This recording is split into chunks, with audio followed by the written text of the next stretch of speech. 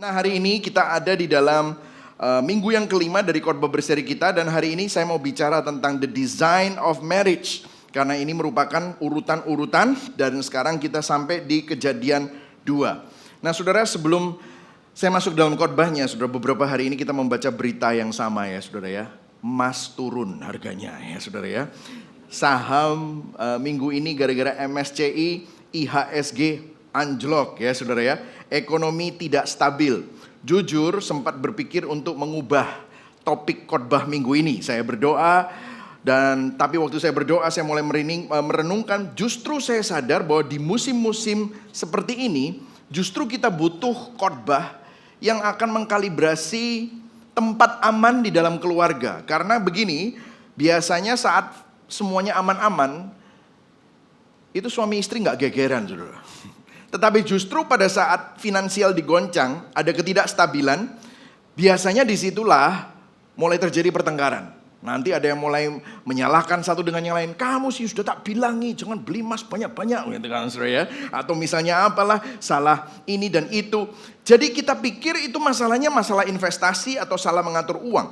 Tapi sebenarnya krisis itu mengekspos, menyingkapkan sesuatu yang lebih dalam. Ternyata itu ada di dalam dosa yang ada di dalam hati kita. Berhala rasa aman, berhala kenyamanan dan kontrol yang palsu. Nah, bagi yang belum menikah, mungkin gara-gara masalah-masalah ekonomi dan masalah yang terjadi di sekitar kita di tahun 2026 ini, saudara malah takut menikah. Atau mungkin makin merasa nggak aman sendirian, makanya aku butuh menikah. Saudara berpikir begitu. Atau ada yang berpikir begini, aduh aku stres, coba kalau aku nikah pasti ada yang ngelus-ngelus aku gitu. Mungkin saudara berpikir seperti itu ya. Tetapi saudara bisa tanya, orang-orang yang sudah menikah di situ belum tentu sudah dielus-elus ya, saudara ya. Jadi bisa saja justru pernikahan kalau tidak dimengerti malah bisa membawa beban. Itulah sebabnya the design of marriage itu bukan topik pada saat masa tenang. Justru ini adalah topik yang penting pada masa krisis. Itulah sebabnya saya nggak ganti topiknya. Nah, kita masuk di dalam Kejadian 2 ayat 18-25.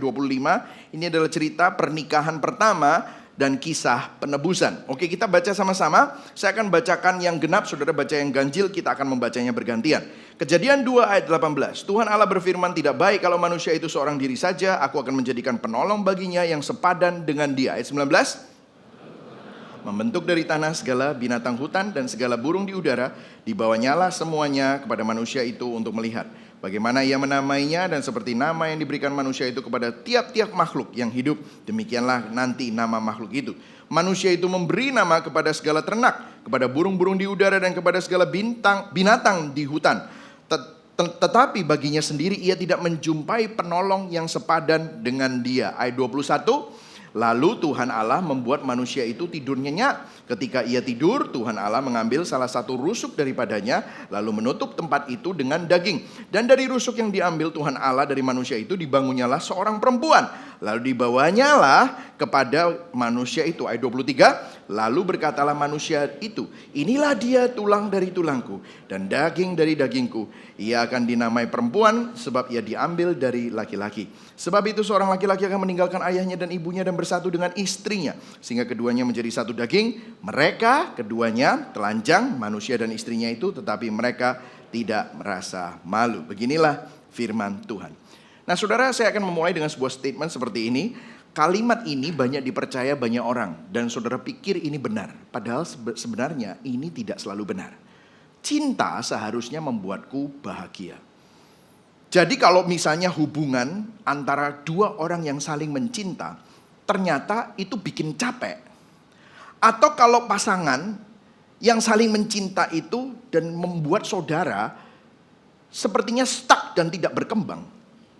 Kalau saudara yang konon katanya saling mencintai, tapi saudara sudah tidak lagi merasa dicintai, maka kesimpulannya, jangan-jangan aku punya hubungan, aku nikah sama orang yang salah. Makanya perlu ganti pasangan. Itu logika zaman itu. Bukan zaman itu, zaman ini. Nah, saudara, kalau kita perhatikan dari semua konseling-konseling yang saya hadapi, semua cerita-cerita yang saya dengar, kenyataannya nggak seperti itu. Let's do reality check. Semakin banyak pacaran, orang semakin rapuh. Ada yang orang datang kepada saya PTSD, apa? Post traumatic sindrom, disorder. Kenapa? Terlalu banyak pacaran, pastor. Jadi semakin rapuh, semakin sering ganti pasangan, semakin bingung. Semakin banyak opsi, semakin takut berkomitmen. Padahal menurut sosial media yang ada, kita ini adalah generasi yang paling sering ngomong tentang cinta. Semua cerita-cerita drakor semuanya tentang cinta. Paling banyak aplikasi dating app itu sekarang, saudara. Paling banyak konten tentang relationship di TikTok dan Instagram. Tetapi generasi ini adalah generasi yang paling takut komitmen.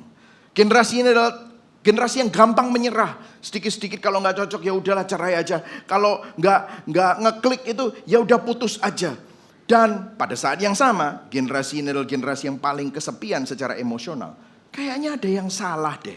Jadi pertanyaannya bukan apakah relasi atau pernikahan itu kok sekarang semakin sulit ya. Padahal zaman ini semakin modern, semakin kompleks. Saya ini butuh penolong, saya butuh orang berbagi. Tapi kok kenapa sulit? Tetapi pertanyaannya begini, apakah kita memahami desain tentang pernikahan yang Allah rancangkan dalam hidup kita? Mungkin masalahnya bukan tentang pasangan, mungkin masalahnya bukan tentang zaman ini yang makin sulit.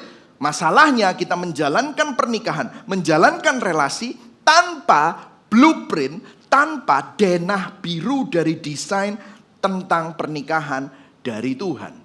Nah, kalau saudara perhatikan di sini di Kejadian 2 ayat 22, pada waktu Hawa diciptakan dari rusuk Adam dan diambil Tuhan Allah dari manusia itu, lalu dibawanya kepada manusia itu. Siapa itu? Adam. Nah, saya tulis di sini, ini memberikan pesan bahwa pernikahan bukanlah ciptaan budaya, tetapi adalah rancangan Tuhan sendiri. Kenapa saya bisa mengambil itu? Para pakar Alkitab bisa menyimpulkan itu. Karena begini, saudara kalau lihat orang menikah, biasanya apa yang terjadi pada waktu pengantin wanita mau datang, mari sama-sama kita bangkit berdiri, kita menunggu mempelai wanita untuk masuk ke dalam ikatan perjanjian nikah. Mereka berdiri semua, pintu dibuka, mempelai wanita siap masuk, ada lagunya. Yang gandeng mempelai wanita siapa? Papanya. Kenapa? Karena papanya dari kecil anak ini dibesarkan oleh papa mamanya, digandeng untuk menikah dengan pria yang ada di depan altar. Biasanya pendeta tanya, siapakah yang akan diserahkan untuk menikah wanita ini dengan pria ini? Biasanya papanya bilang, saya dan istri dengan berkat kami seluruh keluarga merestui. Dan baru tangannya diberikan. Nah, saudara, apa yang terjadi itu adalah upacara serah terima. Tahukah saudara, itu dari mana? Itu bukan hanya tradisi keren-kerenan, tetapi itu dari sini. Siapa bapaknya Adam? Siapa bapaknya Hawa? Ya, bapaknya Hawa adalah Allah sendiri. Allah menciptakan Hawa, kemudian Allah sendiri yang membawa Hawa kepada Adam. Disitulah menunjukkan pernikahan pertama terjadi di Taman Eden. Dan kalau saudara lihat Alkitab, Alkitab dimulai dengan apa? Setelah penciptaan, pernikahan. Di kitab Kejadian. Dan kalau saudara baca Wahyu, itu bukan tentang kiamat. Iya, nanti akan ada akhir zaman akhir. Tetapi itu berakhir dengan apa? Pernikahan. Pernikahan, pesta pernikahan anak domba Allah. Artinya apa? Pernikahan itu bukan topik sampingan, tetapi pernikahan merupakan jantung dari cerita Alkitab. Jadi kalau saudara mungkin sekarang belum menikah, saudara sudah menikah, dan saudara merasa, aduh ini kok tentang pernikahan ini bukan untuk aku. No, this is for you. Karena sebagian dari kita hari ini sudah menikah tapi capek mungkin secara emosional. This message is for you. Saudara mungkin belum menikah tapi menjadikan pernikahan sebagai harapan keselamatan.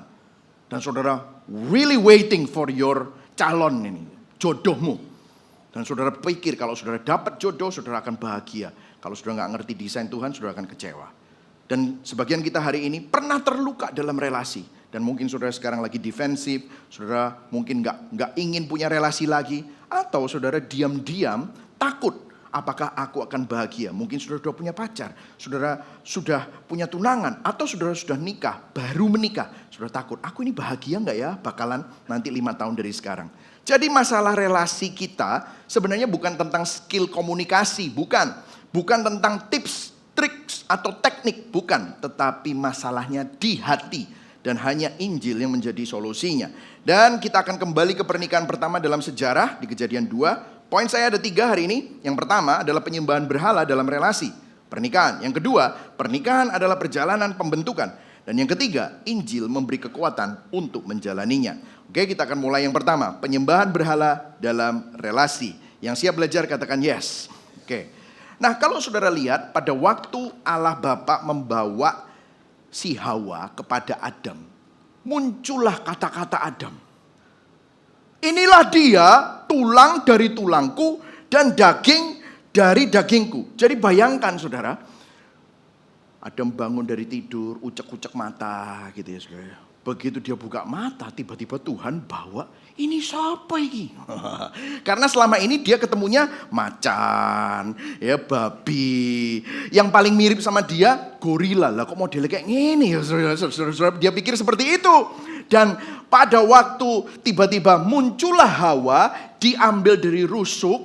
Kalau Adam dari debu tanah, mungkin kulitnya kasar, rugged, banyak rambutnya, begitu saudara ya. Tetapi ini, wah dari tulang, wah beda, mirip seperti dia. Makanya dia, inilah dia, tulang dari tulangku. Alkitab berkata ini seperti puisi, puisi Ibrani. Bahkan itu dikatakan seperti lagu. Makanya kalau versi saya, mungkin dia begitu bangun, dia langsung, wow man. Makanya woman gitu ya, wow man. Dan waktu lihat kayak begitu, wow luar biasa sekali. Makanya dia langsung nyanyi, inilah dia, tulang dari tulangku gitu ya. Daging dari dagingku. Adam gak bilang, wow kamu cantik, kamu cute deh. Gak gitu saudara. Tetapi ada sesuatu yang luar biasa. Bahkan kalau saya baca beberapa terjemahan, itu seakan-akan Adam ngomong gini, akhirnya aku menemukan yang ku cari-cari sepanjang hidupku. Karena selama ini dia gak menemukan itu. Nah apa yang bisa kita pelajari? Karena romantika itu muncul pertama kali pada waktu Hawa dibawa kepada Adam. Perhatikan di sini. Romantika dan relasi itu begitu kuat. Sehingga membuat Adam itu kagum. Begitu kagum akan ciptaan Allah yaitu Hawa. Sehingga bahkan di dunia yang tanpa dosa sekalipun bisa memiliki potensi menjadi pusat identitas. Dan apa yang terjadi? Kalau saudara lihat ceritanya nanti di Kejadian 3. Pada waktu Hawa bicara sama ular. Saudara tahu Adam di mana? Banyak orang pikir Adam itu lagi mainan sama gajah mungkin ya. Enggak, Adam itu di sebelahnya. Dan pada waktu Hawa bicara sama ular, itu ada firman yang diubah oleh Hawa sendiri dan juga diubah oleh ular. Adam di sana, Adam membiarkan. Adam tidak mengkoreksi Hawa. Adam membiarkan. Bahkan pada waktu Hawa tertarik, Adam tidak menegur. Adam membiarkan Hawa mengambil buahnya. Dan Adam membiarkan Hawa memakannya. Dan bahkan pada waktu ditawari ternyata nggak mati, dia juga ikut makan. Ini menunjukkan apa? Tuhan bukan lagi menjadi pusat identitas Adam. Tuhan bukan lagi menjadi pusat dari pernikahan mereka. Yang ada adalah pasangan, yaitu Hawa menjadi pusat dari pernikahan mereka. Jadi begini saudara, masalahnya muncul bukan ketika Adam mengasihi Hawa. Namun ketika apa? Hawa menjadi sumber makna hidup Adam. Saudara, disinilah bahayanya kalau kita menjadikan manusia, kita menjadikan pasangan, menjadikan suami dan istri yang kita cintai itu. Kalau kita tidak hati-hati, kalau kita tidak mengkalibrasi hati kita terus menerus, itu bisa menjadi pintu masuk penyembahan berhala saudara. Karena kalau tidak, kita akhirnya menjadikan pasangan kita pusat kehidupan kita. Saudara, saya selalu pakai ilustrasi ini yang menunjukkan umur saya. Karena saya selalu pakai film Jerry Maguire. Siapa di sini yang tahu Jerry Maguire? Ya, ada beberapa yang tahu. Tetapi yang muda-muda nggak tahu, siapa itu Jerry Maguire ya. Itu Jerry Maguire yang main Tom Cruise pada waktu masih muda. Jadi saudara, kalau saudara saya deskripsikan scene-nya, itu hampir di akhir dari movie itu, mereka tuh suka-sukaan tetapi mereka tuh punya ambisi masing-masing dan akhirnya terpisah. Tapi di akhir film itu, pada waktu mereka akhirnya tahu bahwa mereka tidak bisa hidup tanpa satu dengan yang lain. Dan disitulah Tom Cruise dengan matanya yang sayu-sayu begitu kan begitu. Oh gitu. Dia ngelihat Renee Zellweger yang sebelum dioperasi plastik, yang masih cantik gitu ya saudara ya. Dan tiba-tiba dia bilang gini, "You complete me." Saya bisa dengar dia waktu di bioskop saya nonton tuh cewek-cewek langsung, saya nontonnya di Amerika, cewek-cewek langsung, oh gitu kan saudara ya, oh gitu. Dan itu terlihat sangat romantis dan itu melelehkan hati para anak-anak muda. Kenapa? Dan ini menjadi ideologi anak-anak muda, filosofi anak-anak muda yang berkata, you complete me. Kamu membuat aku utuh. Aku butuh kamu untuk membuat aku merasa berarti. Aku butuh kamu untuk memberi makna dalam hidupku. Kalau aku hidup tanpa kamu, aku tidak utuh. Saudara, itu terdengar romantis. Tapi dengarkan, itu artinya kalau saudara ngomong seperti itu, saudara memindahkan fungsinya Tuhan kepada manusia. Siapa yang bisa mengutuhkan saudara? Siapa yang bisa memberikan kehidupan bagi saudara? Siapa yang bisa memberikan makna bagi hidupmu? Hanya Tuhan. Tapi kita taruh fungsi itu kepada manusia berdosa yang rapuh, yang tidak sempurna seperti saudara. Dan apa yang terjadi? Disitulah kekecewaan terjadi. Disitulah penyembahan berhala terjadi. Disitulah kehancuran terjadi. John Newton, pengarang lagu Amazing Grace, di dalam kumpulan suratnya, dia menulis surat ini kepada anak-anaknya. Dia berkata begini, bahaya terbesar bukan hanya pernikahan yang buruk. Karena bisa saja pernikahan yang buruk. Tetapi pernikahan yang terlalu baik. Pasangan yang terlalu cantik. Laki-laki yang terlalu maco dan bisa kamu puja-puja. Karena kalau mereka itu kamu puja-puja, kita akan mulai mencari keselamatan dari pasangan. Saudara perhatikan, ketika pasanganmu, ketika pacarmu, ketika tunanganmu menjadi sumber identitasmu. Relasimu, pacarmu, pernikahanmu, pasanganmu akan jadi berhala.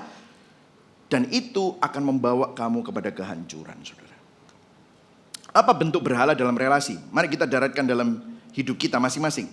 Saya akan mulai dengan yang sudah menikah dulu. Jangan takut, yang belum menikah saya tahu di sini cukup banyak. Ya, nanti ada bagianmu, oke?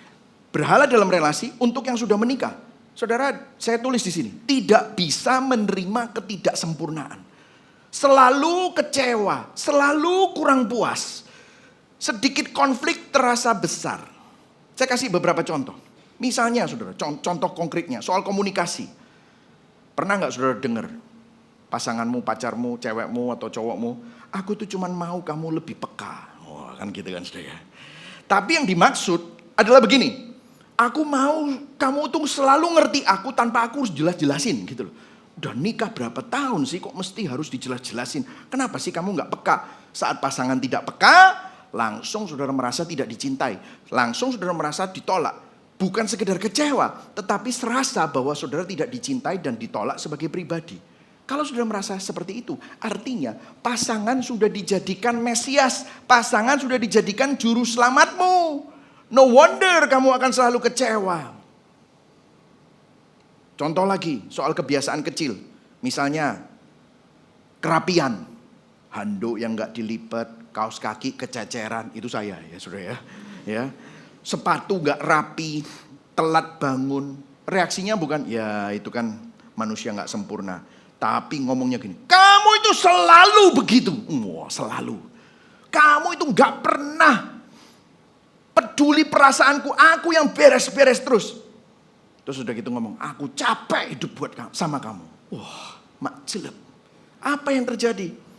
Yang kita tuntut sebenarnya bukan kerapian, tapi yang kita tuntut kesempurnaan dan rasa aman secara emosional. Dan pada waktu semuanya nggak rapi, saudara merasa bahwa saudara tidak diperhatikan, saudara tidak dimengerti. Sedikit konflik terasa besar. Satu kalimat salah, langsung silent treatment berhari-hari. Kenapa? Karena konflik itu bukan sekedar beda pendapat. Kalau pasanganmu jadi juru selamat. Seperti ancaman. Kalau kamu gak setuju sama aku, artinya kamu tidak mencintai aku. Makanya saudara langsung marah. berantem kecil jadi isu besar. Masalah keuangan, masalah hal-hal yang stupid. Kan saya kalau konseling gitu, ya gini loh pastor, kita ini berantem sampai mau cerai. Awalnya dari hal-hal goblok sih pastor. Betul nggak?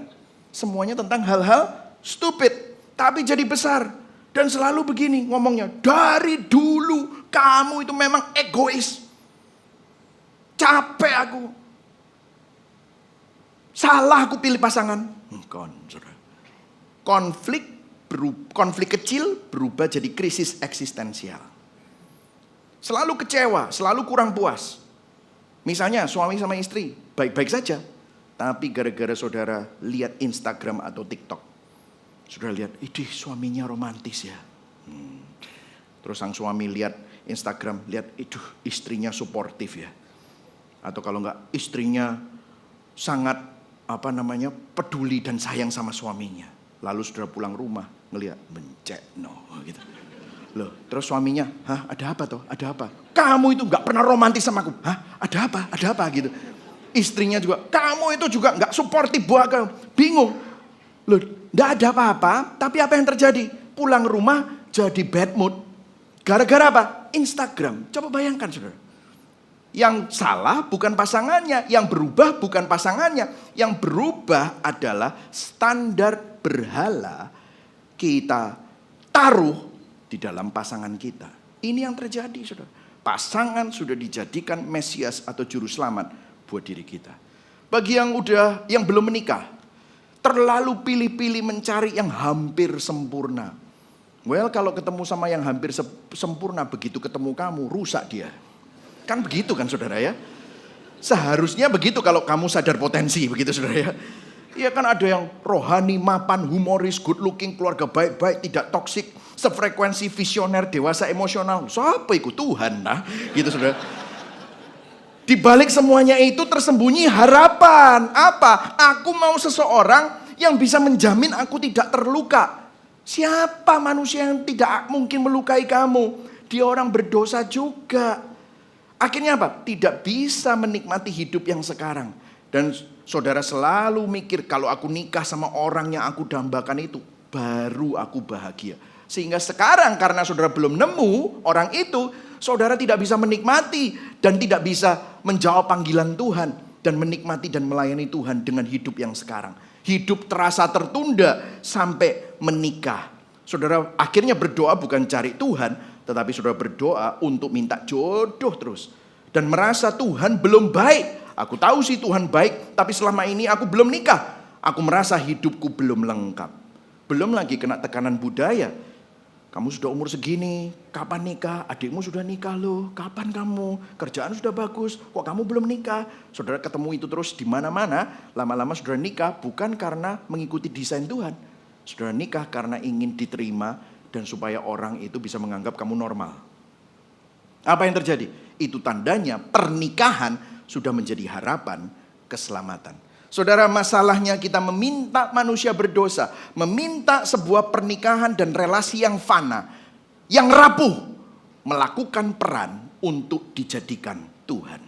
Saudara, tidak bisa, tidak ada relasi manusia yang sanggup memikul beban untuk menjadi Tuhan saudara, menjadi penyelamatmu, menjadi identitasmu, harga dirimu, keselamatan emosionalmu, makna hidupmu. Kita taruh itu di pasangan kita, relasi kita pasti akan hancur saudara. You cannot do that. When you do that, saya garansi pernikahan saudara, relasi saudara akan penuh dengan kekecewaan. Nah sekarang pertanyaannya begini kan, kalau relasi bukan untuk kita jadikan juru selamat, lah untuk apa Tuhan merancangkan pernikahan? Katanya Tuhan tadi merancangkan pernikahan. Disinilah jawabannya membawa ke poin yang kedua. Pernikahan adalah perjalanan pembentukan. Mari sama-sama kita baca biar nyampe ke hati kita ya. 1, 2, 3. Pernikahan adalah perjalanan pembentuk. Maksudnya apa? Tuhan membentuk saya melalui pernikahan. Bukan gini ya. Ngomong sama pasangannya. Tuhan membentuk kamu melalui saya. Lah bukan gitu ya saudara ya. Karena kalau kayak begitu saya gak perlu berubah. Dia yang perlu berubah. Bukan seperti itu. Karena pernikahan adalah perjalanan pembentukan buat saya. Coba saudara perhatikan, saya akan berikan ada 3 kata yang kelihatannya terpisah, tapi kalau dijadikan satu, semua ini make sense, saudara. Kalau saudara baca ayat 18, dikatakan begini. Tuhan Allah berfirman, tidak baik kalau manusia itu seorang diri saja. Baca yang biru, 1, 2, 3. Aku akan yang apa? Sepadan dengan dia. Katakan 2 kata-kata ini. Penolong, katakan penolong dan sepadan. Nah, penolong di sini menarik, saudara. Penolong di sini adalah ezer. Bahasa militer yang dipakai begini. Ketika suatu pasukan hampir kalah dan hancur, datanglah ezer, datanglah bala bantuan yang kuat untuk menyelamatkan pasukan yang hampir hancur itu. Itulah penolong. Dan saudara tahu bahasa ini dipakai untuk mendeskripsikan Allah di 1 Samuel 7 ayat 12. Pada waktu bangsa Israel mengalahkan bangsa Filistin dengan pertolongan Tuhan, Samuel mengambil batu dan mendirikan monumen peringatan. Namanya apa? Eben Ezer. Artinya Allah yang menolong. Nah ini kan luar biasa, artinya apa? Seorang istri, perempuan itu bukan penolong yang nolong-nolongin laundry, ngepel, masak, bersihin rumah. Bukan, ini penolong yang kuat, yang bisa jadi bala bantuan seperti militer. Ini merupakan peran istri bukan yang lemah, aksesoris bukan tambahan. Tetapi istri itu adalah kekuatan yang diberikan Tuhan bagi para suami. Para istri-istri katakan, loh aminnya enggak merasa lemah ya? Merasa lemah ya? Ya. Jadi saudara lihat ya, ini kuat. Nah, yang pertama, kemudian dikatakan sepadan. Kenekdo itu seperti seseorang yang lihat cermin. Lihat cermin seperti dia berhadapan dengan dia, tapi kan bertolak belakang. Kanan jadi kiri, kiri jadi kanan. Serupa, setara, semartabat, namun berhadapan satu dengan yang lain. Artinya melengkapi. Nah kalau saya bisa gabungkan penolong dan sepadan, saya gabungkan artinya kan gini. Penolong yang kuat, yang serupa dengan dia, dan berhadapan dengan dia. Artinya begini, seperti 2 keping puzzle, saya taruh ini puzzle, seperti puzzle yang bukan karena identik, tidak sama, tetapi pas. Berbeda secara tepat. Penolong, katakan sama-sama penolong, ya. Sepadan, ya. Ada yang ketiga. Jadi ayat 22, 23, ayat 24-nya. Dan keduanya menjadi apa? Satu daging. Keduanya menjadi satu daging. Jadi menjadi satu daging ini bukan sekedar berhubungan seks, sehingga secara fisik jadi satu daging, bukan, tapi 2 manusia yang berbeda dimasukkan Allah ke dalam suatu ruang kehidupan yang sangat dekat. Sehingga apa? Satu ruang kehidupan sehingga keputusannya satu, keuangannya satu, emosinya saling mengerti, arah hidupnya bersama-sama satu, kebiasaannya satu, karakternya dapat dibentuk satu dengan yang lain. Apa yang terjadi pada waktu orang dua-duanya kuat? Karena suami kan biasanya kuat, tapi istri nggak lemah loh, ternyata kuat. Serupa, semartabat, berhadapan, sepadan, apa yang terjadi? Kuat, menolong, tapi nggak sama. Ya, terjadilah konflik. Apa hasilnya kalau penolong sepadan menjadi satu? Hasilnya ya benturan. Jeder, benturan. Nah disinilah budaya dunia merusak pernikahan. Kalau benturan, kalau nggak cocok terus, bisa-bisa ini tanda salah pasangan. Tapi firman Tuhan mau saya kasih tahu kepada saudara, seluruh Alkitab berkata lain. Benturan adalah bagian daripada desainnya Tuhan. Amsal 27 ayat 17, saudara pasti tahu ini. Besi menajamkan besi, manusia menajamkan sesamanya. Benturan bukan kegagalan, gesekan dan benturan adalah alat Tuhan. Alat kasih karunia Tuhan untuk membentuk karakter kita. Sehingga yang tadi belum jadi satu, semakin lama, semakin dekat untuk menjadi satu. Satunya apa? Serupa dengan Kristus, saudara. Saudara, disinilah budaya dunia itu sangat toksik pada pernikahan zaman sekarang. Karena mereka dipengaruhi oleh sosial media, harus romantis terus, harus cocok 100%, harus selalu bahagia. Sehingga banyak pasangan kecewa karena pasangannya kok gak gitu. Padahal standar itu dibentuk oleh drama Korea, oleh reels romantis, sosial media highlights.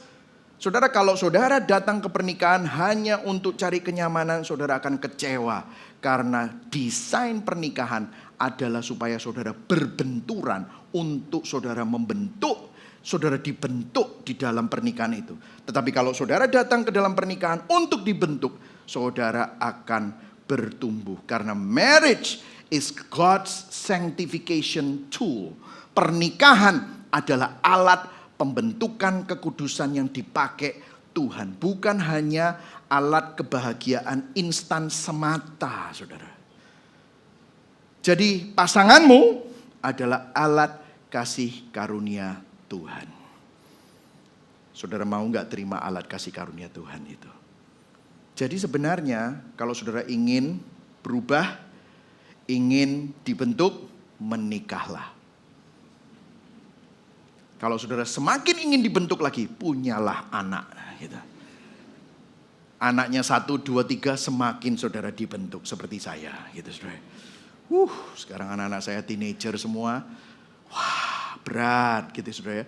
Banyak semakin dibentuk. Saya baru ngerti hati Bapak seperti Bapak di surga itu yang selalu setia meskipun anak tidak setia. Ya itu saya baru mulai mengerti saudara. Saudara, dulu waktu saya pertama kali baru 5 tahun pertama kami menikah ya. Waduh. Susah sekali. Kenapa? Karena saya sudah terlalu terbiasa dengan hidup sendiri. Saya ambil keputusan sendiri, bergerak sendiri, menyelesaikan segala sesuatu sendiri. Dan tiba-tiba sekarang ada satu orang yang bersama dengan saya.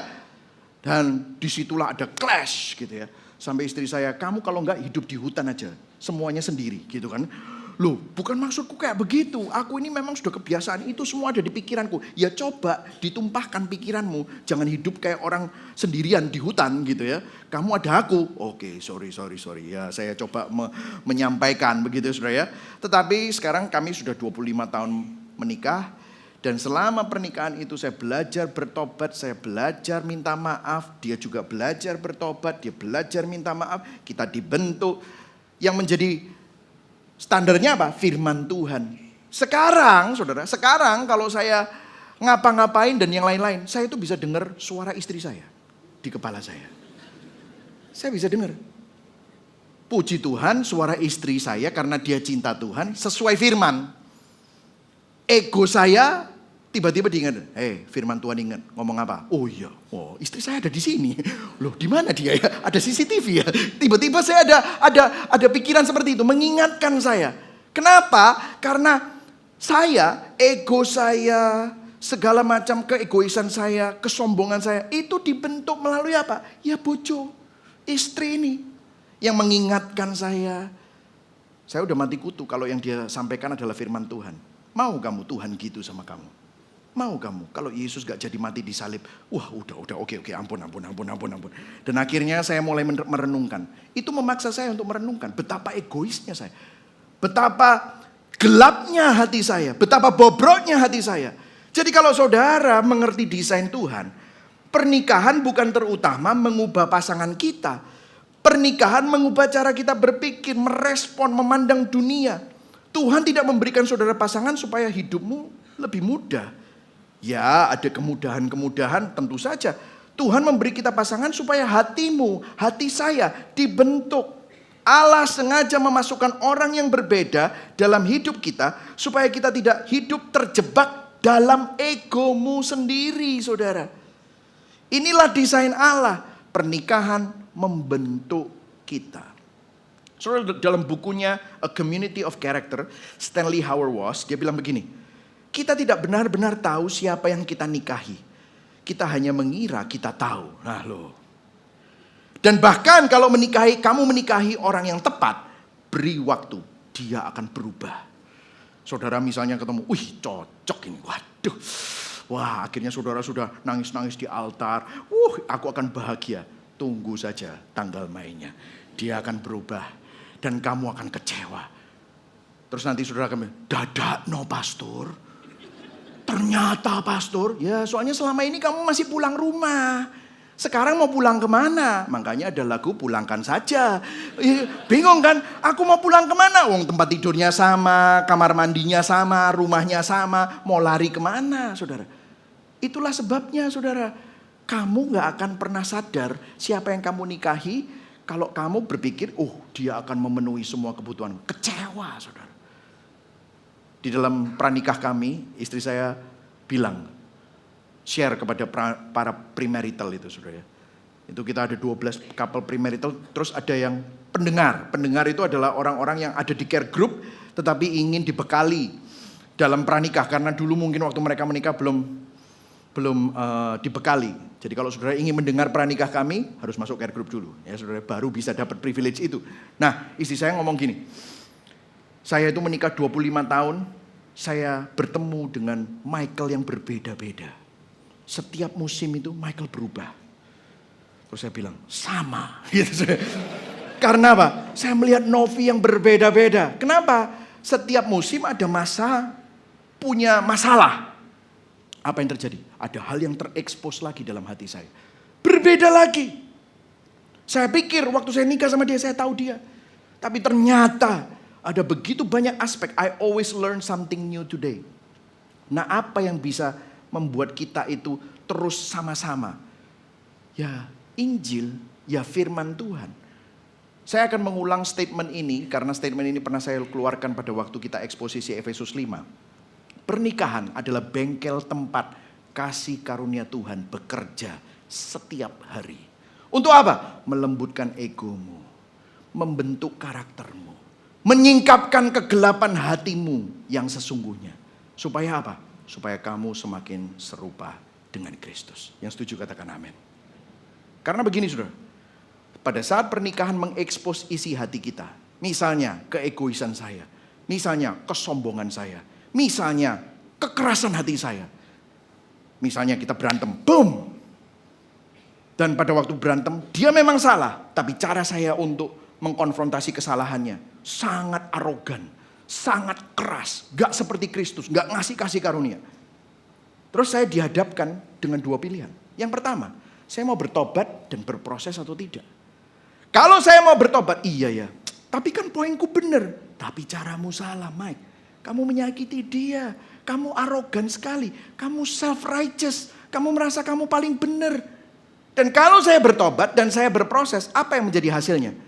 Saya akan belajar untuk semakin serupa Kristus. Saya akan belajar minta maaf. Saya akan belajar merendahkan hati. Saya akan belajar untuk tidak hidup dengan ego saya. Tapi kalau saya menyalahkan dia, loh yang salah dia kok. Terus menghindar, terus saya selalu berdalih, berapa kali? Itu kata-kata saya, dalam hati. Gak bisa dong, aku yang benar. Kalau saya marahin, ya itu memang saya berhak marah. Saya menyalahkan, saya menghindar. Hasilnya apa? Hati saya akan semakin gelap di dalam dosa, saudara. Saudara mau milih mana? Jalan Injil atau jalan daging? Kalau jalan Injil, saudara bertobat, membuka hati, saudara mengizinkan Tuhan untuk membentuk saudara. Tapi kalau jalan daging, saudara akan salahkan pasangan, menghindar dari proses, dan saudara mengeras. Dan akhirnya saudara pahit. Dan saudara apa yang terjadi? Saudara terus menyembah berhala. Berhala apa? Berhala kesempurnaan akan pasangan. Dia itu memang kayak gitu. Kecewa aku. Saudara kalau saudara bertobat dan berproses, mungkin menyakitkan saat itu. Tetapi itu sebenarnya menyembuhkan. Tapi kalau saudara menyalahkan dan menghindar, itu mungkin nyaman saat itu. Tetapi sebenarnya itu membunuh dan membuatmu perlahan-lahan semakin jauh dari Tuhan. Inilah core truth dari pernikahan. The core truth is this. Pernikahan tidak terutama mengubah pasanganmu. Namun terlebih dulu mengubah kita. Mengubah saudara. Supaya saudara bertobat. Supaya saudara menjadi serupa Kristus. Supaya saudara semakin lembut hatinya. Kalau saudara tidak bertobat, kamu akan jadi semakin keras. Kamu akan jadi semakin egois. Kamu akan jadi semakin narsis. Akhirnya bisa jadi NPD. Narcissistic Personality Disorder. Saudara mau pilih mana? Saya berdoa supaya pernikahan itu mengubah dirimu terlebih dahulu. Katakan sama-sama, pernikahan mengubah saya terlebih dahulu. Katakan sama-sama, pernikahan mengubah, terutama yang udah nikah-nikah ini ya. 1, 2, 3, katakan, pernikahan mengubah saya terlebih dahulu. Tidak usah begini, gitu ya. Saya terlebih dahulu. Amin, saudara. Nah, muncul masalah yang terakhir. Kalau pernikahan itu berat, kalau pernikahan itu harus berproses, kan artinya saya harus mengampuni, saya harus berubah, saya harus bertobat, saya harus minta maaf.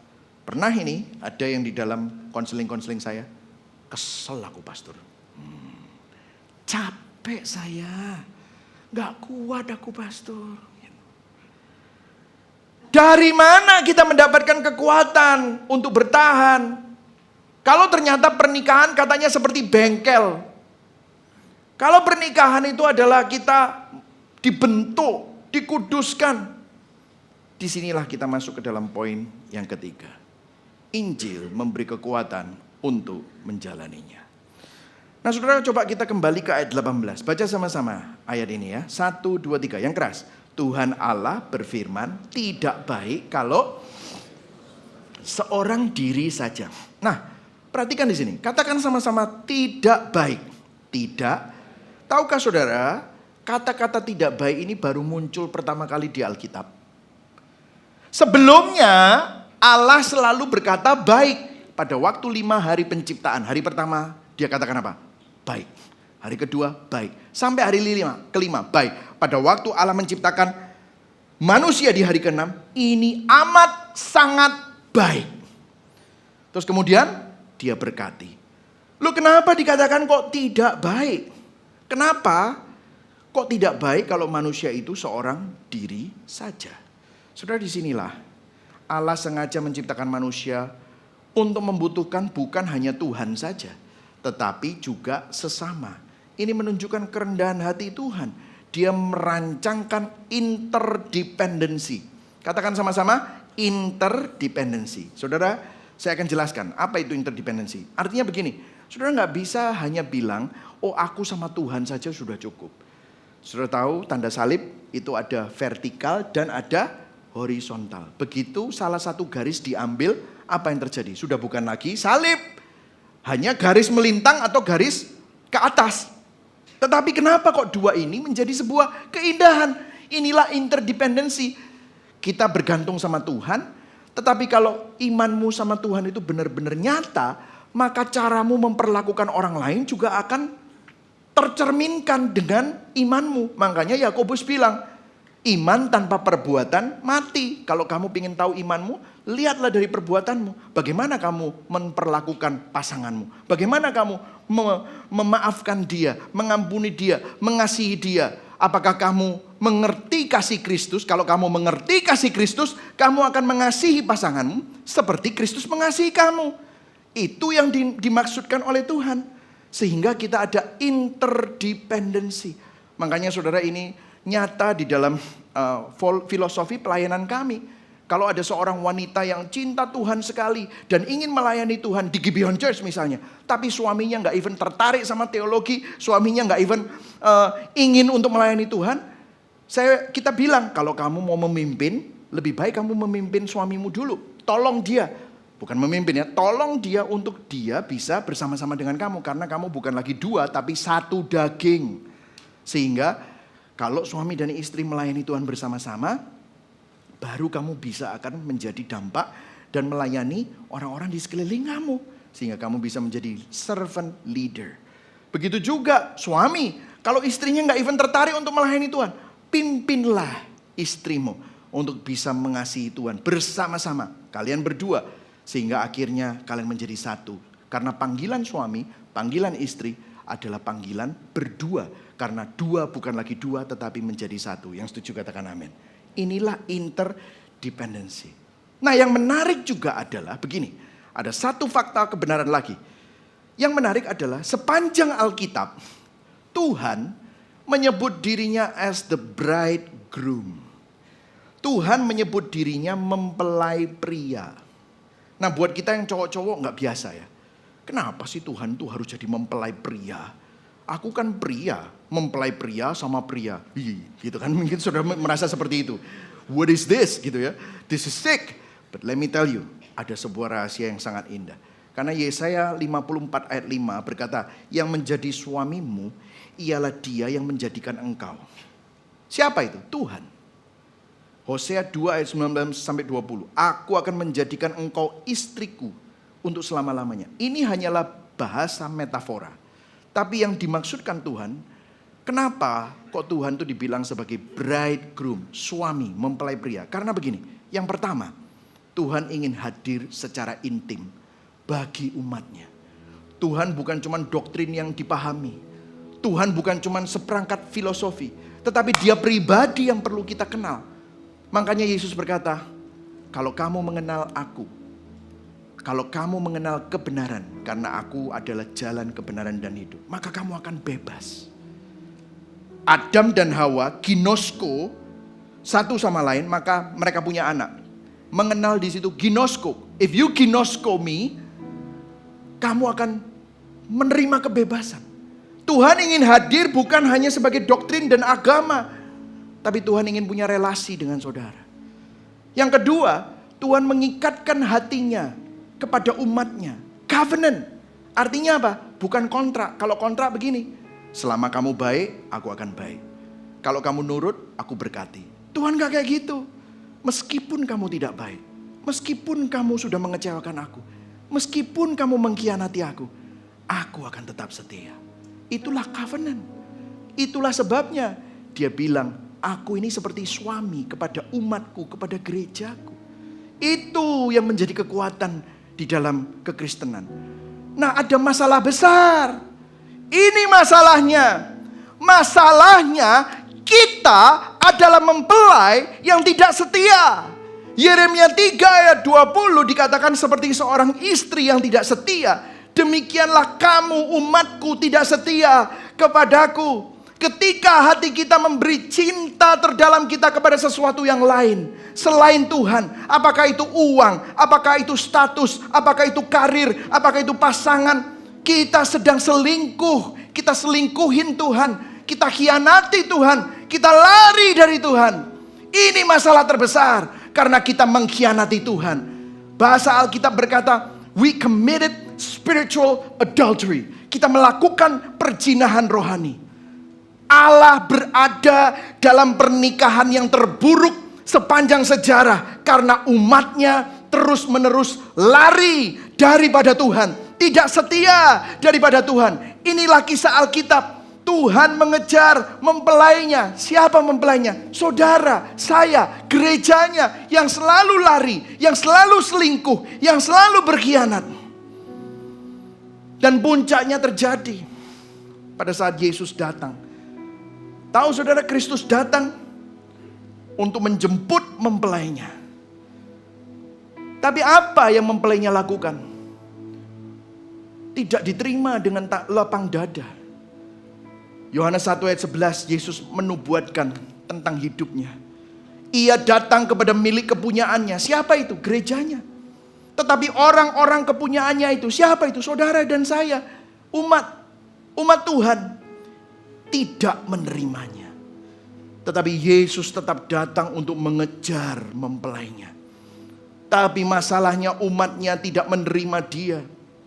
Saudara dan saya tidak menerima dia di dalam dosa.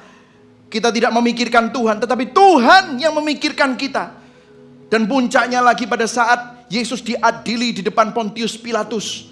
Dan pada saat itu Barabas disuruh, umat Tuhan disuruh milih antara Barabas dan Yesus sang Mesias.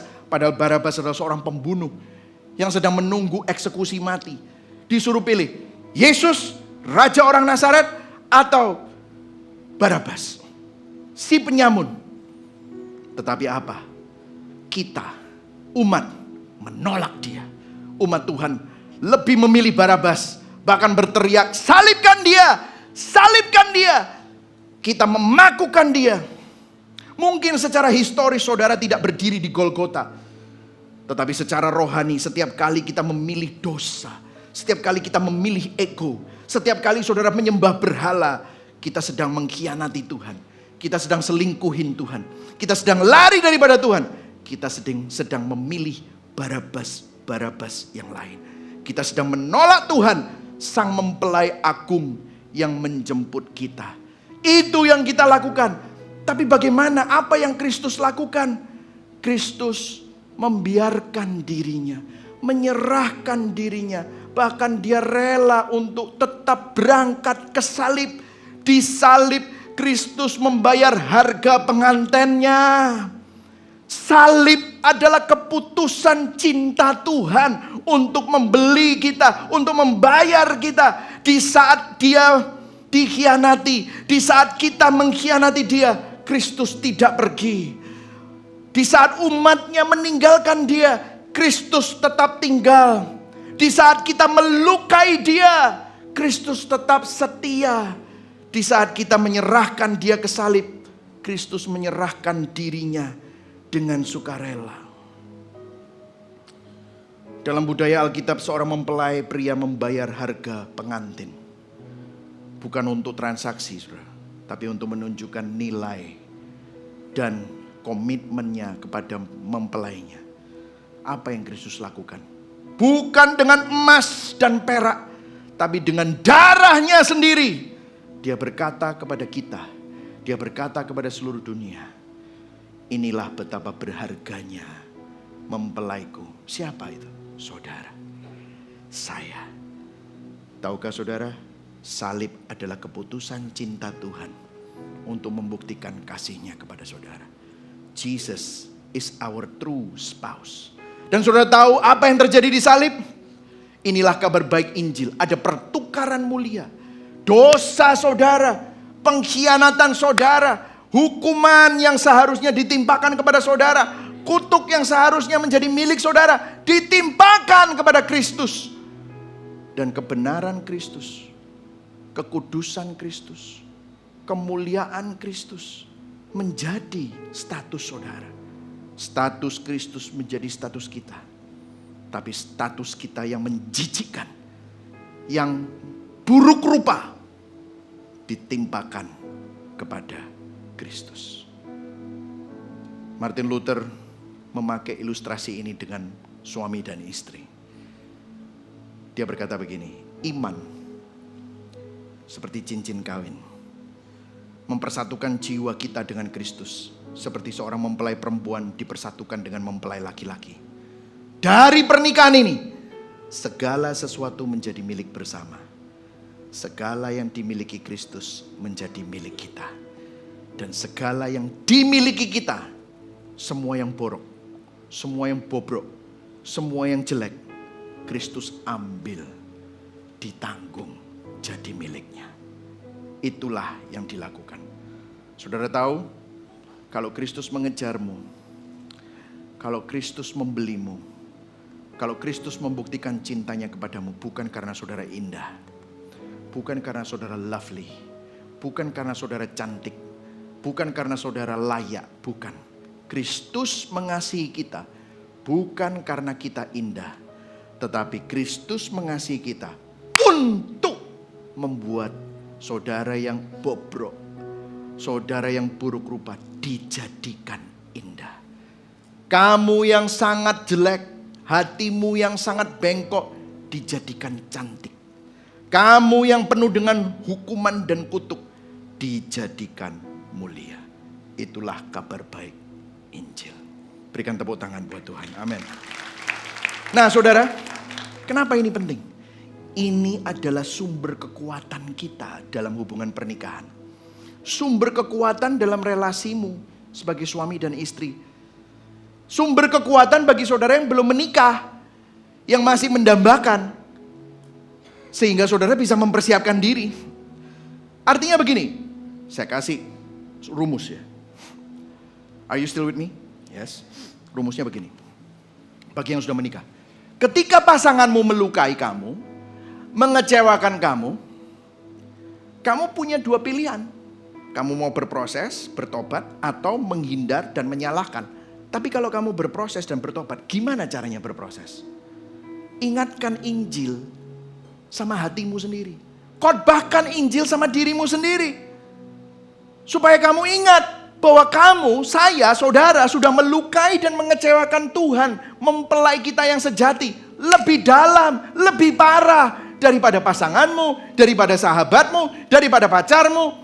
Tetapi apa yang Tuhan lakukan? Tuhan tetap mengampunimu, Tuhan tetap mengasihimu, Tuhan tetap mengejarmu. Sehingga hatimu meleleh, sehingga kesombonganmu runtuh, sehingga kekerasanmu jadi lembut, sehingga kearogansianmu dihancurkan oleh Tuhan, sehingga kamu jadi lemah lembut, jadi rendah hati. Siapa aku? Bahasa Surabayanya, kon gak kebagusan, kon gak kebaikan. Ingat, lihat dirimu di cermin. Betapa bobroknya kamu, tetapi betapa mulia dan kasih Tuhan tetap mengejar kamu. Dan pada waktu hati saudara meleleh, pada waktu hati saudara berproses sehingga saudara, aduh Tuhan, kok bisa ya aku searogan itu? Itu yang akan memampukan saudara untuk mengampuni pasanganmu, untuk mengasihi pasanganmu, untuk menerima dia seperti Tuhan menerima kamu. Itu yang akan menyembuhkan hati saudara. Inilah sumber kekuatan yang sejati. Jadi kalibrasi hatinya, Kristus adalah satu-satunya pribadi yang bisa menyelamatkan kita, sehingga pasangan manusia tidak lagi menjadi berhala, tapi menjadi teman seperjalanan. Karena kita berdua sedang menuju kepada keserupaan Kristus. Yang setuju katakan amin. Jadi kalau sudah baca Alkitab ya, ada 2 pernikahan. Alkitab dimulai dengan pernikahan yang gagal. Adam pertama gagal melindungi istrinya. Tapi Alkitab berakhir dengan pernikahan yang berhasil. Adam yang kedua, siapa namanya? Yesus Kristus. Dia tidak gagal. Dia sudah membuktikan cintanya. Maka Yesus tidak akan pernah meninggalkan mempelainya. Artinya apa? Yesus tidak akan pernah meninggalkan kamu. Katakan sama-sama, Yesus tidak akan pernah meninggalkan saya. Katakan itu, Yesus tidak akan pernah meninggalkan saya. Artinya begini, mau emas harga naik atau turun, mau IHSG lagi bagus atau hancur, mau pemerintahan tidak stabil, mau ada perang dunia ketiga, jangan takut. Dia menggenggam hidup saudara. Karena dia sudah membuktikan cintanya di atas kayu salib. Apalagi yang kamu butuhkan sebagai bukti? Pertanyaannya begini saudara. Siapa yang jadi pusat hatimu? Uang? Pernikahan? Pasangan? Mari sama-sama kita bertobat. Reflektifnya saudara. Sudah diberkati hari ini? Amin. Dalam relasimu saat ini, menikah atau belum, apakah saudara menaruh harapan keselamatan pada manusia atau kepada Kristus? Dalam konflikmu, dalam gesekanmu, dalam kekecewaan relasi, apakah itu sudah menikah atau belum? Apa yang sedang Tuhan bentuk dalam dirimu? Saudara mau bertobat dan berproses, atau saudara menghindar dan menyalahkan orang lain? 2 pilihannya. Apakah saya datang kepada Kristus sebagai mempelai sejati, atau hanya sebagai butuh-butuhan? Di area relasi mana saudara perlu menyerahkan ulang hatimu kepada Kristus? Hari ini datang kepada Dia. Mari sama-sama kita bangkit berdiri. Kita akan menyanyikan lagu Yet Not I But Christ Who Lives in Us. Dan orang berinjil mencintai pasangannya dengan sungguh-sungguh, tapi tidak menjadikan pasangannya menjadi berhala atau juru selamat palsu. Yang setuju katakan amin. Amin. Orang berinjil tidak mengejar pernikahan yang nyaman, namun sadar dan menerima bahwa pernikahan adalah alat Tuhan untuk memproses dan membentuk hidupmu. Orang berinjil mampu mengasihi dan memberi kasih karunia. Kenapa? Karena dia sudah lebih dulu menerima kasih karunia dan dikasihi oleh Kristus. Berikan tepuk tangan buat Tuhan sekali lagi. Amin.